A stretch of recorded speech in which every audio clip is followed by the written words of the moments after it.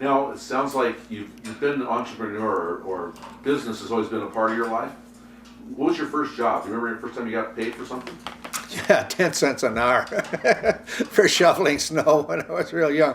Yeah, no, actually, first I got 10 cents an hour for weeding corn from some of the farmers.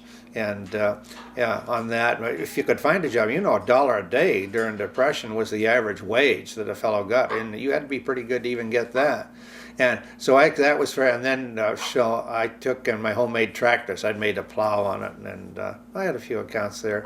And I don't know. I probably don't know whether I even paid for the fuel. I tried. But there was another thing that happened.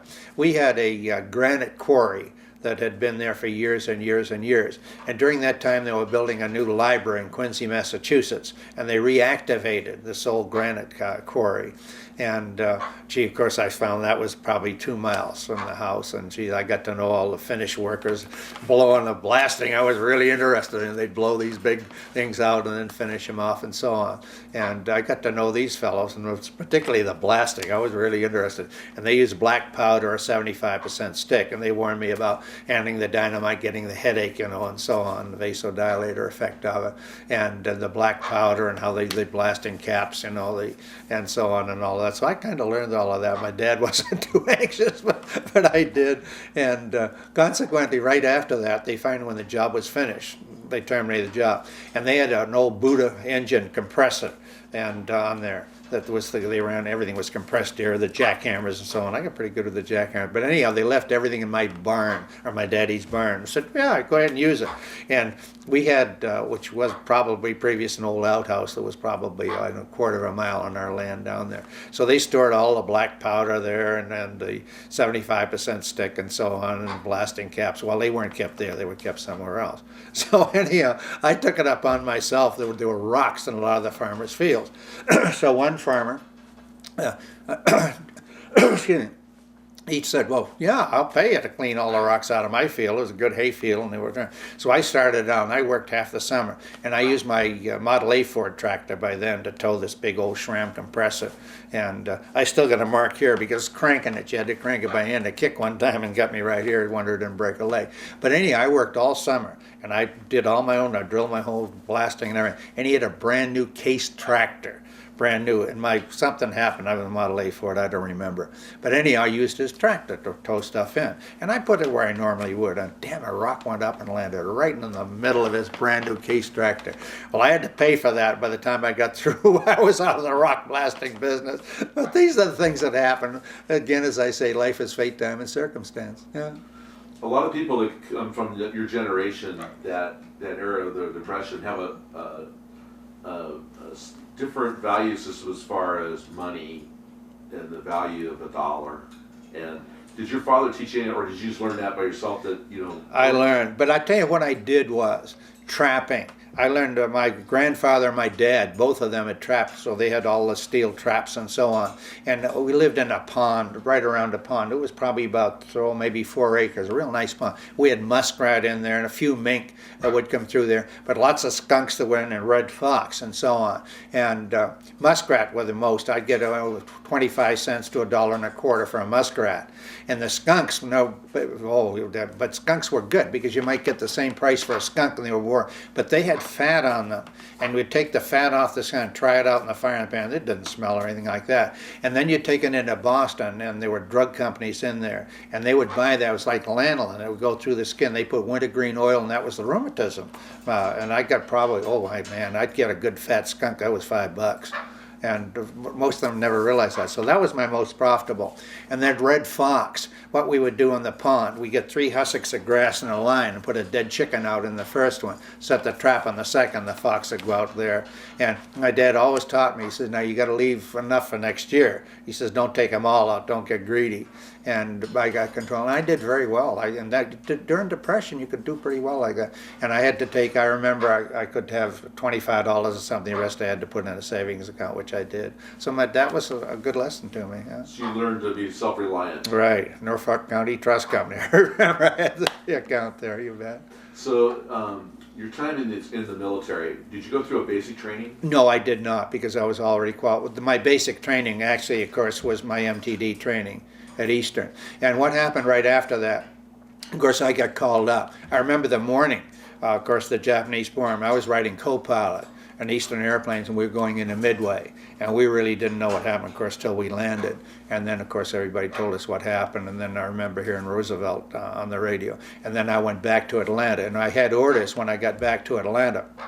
And everybody, of course, was cheering. But I knew pretty well when I finished there, I was going to Buffalo, New York, and the first C-46 was coming in, and others, they had the school. Well, the C-46 was just like a big, big DC-3, and it was a tremendous airplane. The original one was going to be an airliner, and they had the Wright engines, our 2600 Wright engines in there. But the military contract, and they made them in St. Louis, and the military contract actually called for the Pratt & Whitney, the 2800, which that time I was about 1700 horsepower.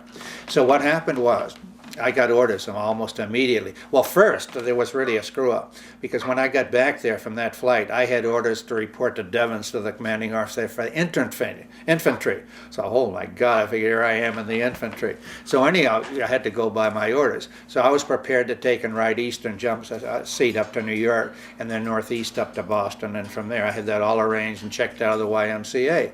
And when I got back, of course, I called my dad, had left messages because he got it at home too, and he got called up at the same time to go to bowling. But anyhow, I figured, oh my God. So because I was supposed to have been all of that training and everything, a service pilot. In other words, come out as a service, and then we change our wings, you see, on over to military pilot wings, the standard pilot wings. So anyhow, what happened was I was just ready to go, and orders came through and attached me to Maxwell. And of course, Maxwell assigned me there. But almost within days, I got orders to take and go to Buffalo, New York for C-46 training. So I went up there, and they had a great ground school. And I could see why they sent all the pilots to school, because it was a plumber's nightmare. Great airplane. Now, I remember I hadn't flown it at that time, but under the floor, everything, it was plumber's nightmare. We carried, there was 25-gallon bucket of 3580 red hydraulic fluid under there, and a place to put it in, because it had leaks all over the place. The belly, you could see red coming everywhere. And they had one airplane in there out of St. Louis, which they showed us, and that still had the 2600 Wrights in it. But anyway, I went through school there. And then while I was up there, there was a fellow named Bob Robb. He was another World War I buddy of my dad. He was a colonel. And I went over to and got checked out in a P-40, I remember at that time. 18-9, that was a trainer, kind of a Jeep, they called it. It had two Lycomis in it and a bulbous nose. It was a trainer. And they didn't, well, anyhow, I got checked out in that. And what the hell, oh, an early P-39. Damn P-39, I couldn't quite straighten up. I was always like that in it. And I forgot something else. Well, anyhow, then what happened was they didn't have the airplanes. They were delayed. So I didn't go to St. Louis immediately, but pretty soon they sent me to St. Louis. And then I got checked out in the C-46. And there, again, the hydraulics were a nightmare. And we was assigned to Maxwell down there, of course, it was still. But then I started to ferry those airplanes out of there, out of St. Louis. And then I went down, we were flying Miami, Natal.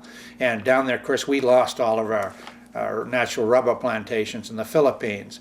And up the Amazon River, they would take wild rubber. And we were flying sticks down. I didn't know what the hell they were, but they would look like fence posts, in other words, for flying in the airplane. And we were bringing rubber balls back. And then I learned they had these Y sticks, and they had a fire under it, and they dripped down. It smelled terrible because it was in the airplane. Well, anyhow, we would fly those back, and that was the first flights. Well, to begin with, we had DC-3s that had the interior stripped down, but pretty soon we had the C-40s. And I got to like the airplane. I never had a lot of icing experience and so on. The only difference, I thought, the engines were real easy to get at, the open good. The only difference, they didn't have the rudder control the DC-3 had, the C-47. And you could see the fuselage kind of, but it was a great airplane, easy to fly and very, very nice. And I got to like the airplane very much. So I flew those around. I remember somebody down to Mobile, it bellied one in down there, and I remember they jacked the gear down on it, and I flew with a fixed gear and flew it back to St. Louis. But also they took and I got sent for Navy training, and went to Pensacola. And they had the N3N on floats there. They had a center float with the wingtip floats up there. And I got checked out in that. They had a Grumman Goose there. I'd flown a Widgeon before, and I got checked out in a Grumman Goose. I really liked that. And then the straight PBY. And I forget, oh, the Coronado. They had a Coronado, but I rode co-pilot on that. Just they took us up in a big airplane. So I had that training. And then shortly after that, I got orders to go to the Central Instructor School down in Kelly.